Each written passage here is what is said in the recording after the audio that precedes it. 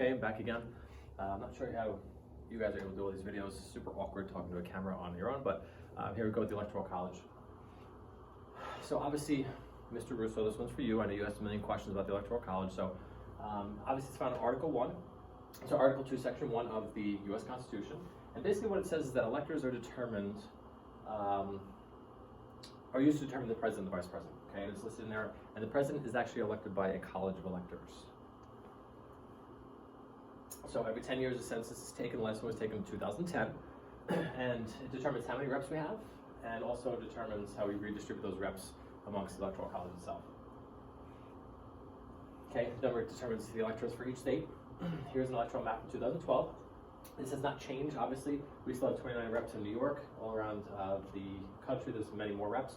55 in California, 38 in Texas, 29 in Florida, and obviously 29 also in New York. So we are the fourth largest state, and therefore New York has the fourth largest amount of reps.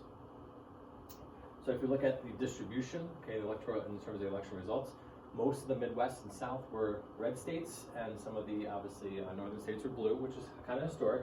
Florida is a swing state. It did flip to blue in 2012. California, notice, obviously stays blue as well, and so do many northern states, including New York. So now how does this all work? So each state will have electors that are equal to the number of senators and House reps, which gives just given to each state. Right now we currently have 29, which means we have 27 House rep members, 2 senators, which make up 29. Senators and representatives become your electors, okay, not them themselves. There are 538 total electors. You have, excuse me, you need 270 to win the Electoral College, 538 electors total. It's 435 House rep members, 100 senators, and then DC, the 23rd Amendment gets 3 electors, the Electoral College just during a presidential election only. Now, how do you become elected? Okay, electors appointed by state legislatures. Electors are loyal party members, generally from the Republican and Democratic Party. Okay, any eligible voter can become an elector, so yes, Mr. Russo, you can become an elector as well. Now here's the difference. Okay, electors cannot hold any other office position, so they cannot be currently in office holding a different position. They do not get paid. Okay, they do have other jobs. Okay, so this is not a paid position, it's more out of respect and loyalty. Your names do appear on the ballot underneath the candidate they will vote for. Okay, you'll see the electors under there. In terms of voting, they meet at the state capitol in November, okay, generally after the general election, and cast their ballots. You can vote for whomever you want. There is some penalties in certain states, but most states don't have any type of penalty. In terms of the ballots, once a joint session of Congress gets together, generally it convenes in January after the election, they count the electoral votes and then they announce the winner. So what you're seeing on the news is projections. You're seeing, based on polling and exit polls that we talked about, you'll see the potential candidate being chosen in November, but technically the Electoral College votes aren't counted until December or early January. Now, according to the 12th Amendment, it does say that electors will vote once for the president, once for the vice president, so this separates them on the ballot, because in the election of 1800, we do see a tie between Aaron Burr and Thomas Jefferson. The 23rd Amendment did increase the number of electors to 538, which gave 3 electors to DC. And here are some arguments for and against the Electoral College.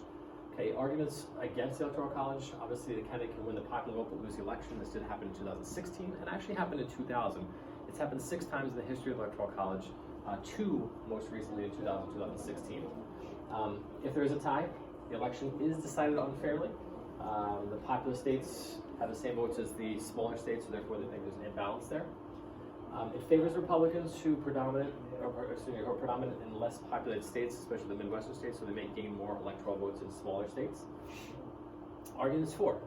Okay, with popular elections, the candidate would focus on one area and kind of neglect those smaller areas. It would not really concentrate their campaign on all 50 states as opposed to just a couple with the largest amount of electoral votes. With the Electoral College, a candidate must win a large state, or excuse me, a large number of states to win, so it's not, they can win a total of 11 or 12. And then popular elections would erode federalism. They would take away state rights, and states wouldn't have any rights over the elections. It would be a federal election as opposed to run by the states. So obviously the issue of slavery became an issue with the 3/5 compromise. Okay, so that became an issue with kind of disseminating Electoral College votes after the Civil War. Here's what the electoral map looked like in 2012. So if you look, You have mostly red in the middle of the country, and you have mostly blue, which is similar to the map we took a look at before. But this does show you that Obama did gain 332 electoral votes to Romney's 206. You do need 270 electoral total votes to win the actual Electoral College. Now, there are some options if we decide to get rid of the Electoral College. Okay, one is the direct vote with plurality rule. Okay, there's about 5 or 6 different options. It would abolish the Electoral College. Each person's vote would count specifically towards the popular vote. The candidate receives the most wins the election. Okay, this is kind of the most notorious one that people are advocating for. Okay, so obviously in a world of 7 billion people, you have individual votes that count. Do they count more than others? In the United States, our votes obviously don't count as much as they do in other countries. So a direct vote with plurality rule, okay, is kind of taking a look at the 2010 population. Okay, 1890, 1950, saying that the population of the United States has increased pretty significantly, and right now we're over about 325. Okay, now this kind of gives you another example what the map would look like. Okay, the candidate with the most votes tends to win. Okay, obviously these are getting larger. More populated states are going to have more influence on the election cycle, so the bigger states would have more influence, and the southern states and midwestern states would have a little bit less. Okay, same thing, this goes district by district, so all the red is Republican districts and all the blue is Democratic districts, and even though Romney won most of the districts all around the country, he still lost the coast and the most populated states as to why he lost the election. Now, the option B is the direct election with instant runoff voting. Okay, this could be used obviously for presidential elections with or without the Electoral College.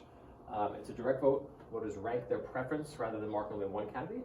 Okay, the votes are counted. If no single candidate has the majority, the candidate with the lowest number of votes is eliminated.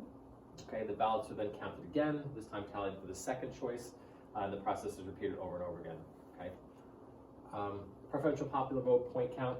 It's a variation of preferential voting. There are 6 preferences in terms of ranks on each ballot. The candidate gets 6 points for being picked first, 5 for being picked second, so on and so forth.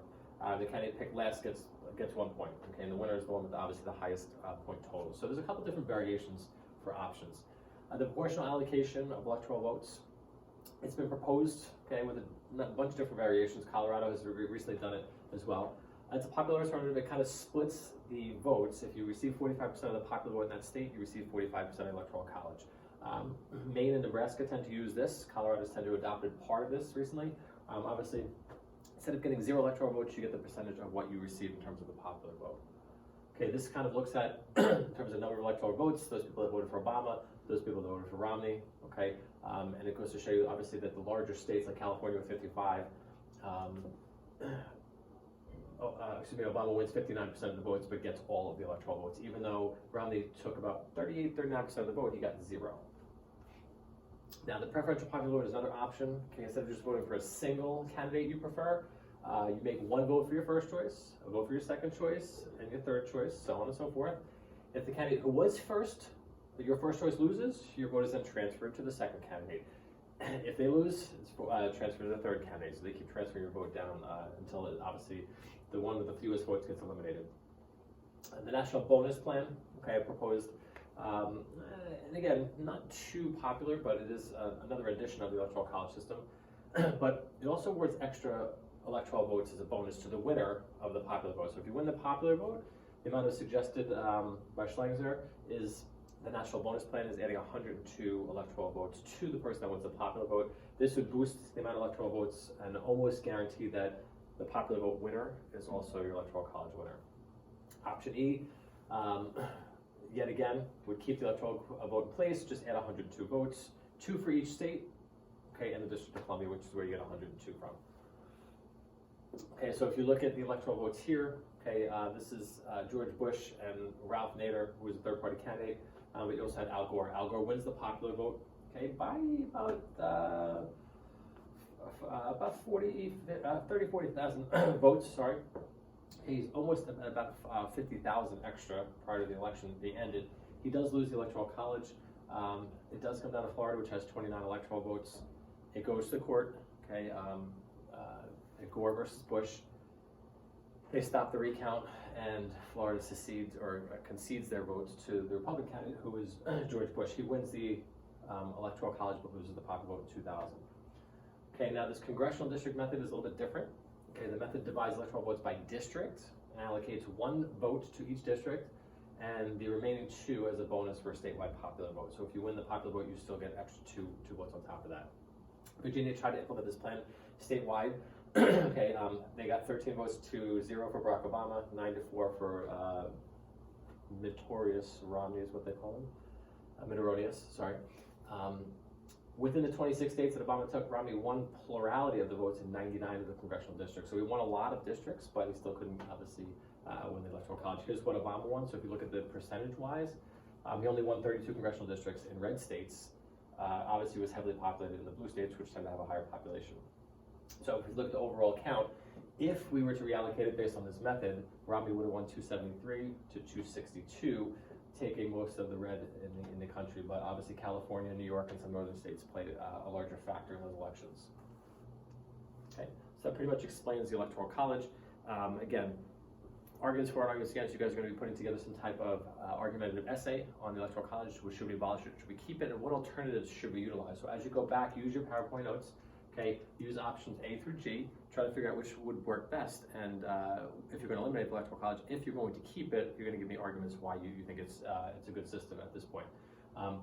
History of Electoral College has failed 6 times in the history of the presidential elections. So think about that when you think about your arguments. You're going to be doing some research. So my suggestion is use the websites that I gave you on the piece of paper and try to come up with your argument.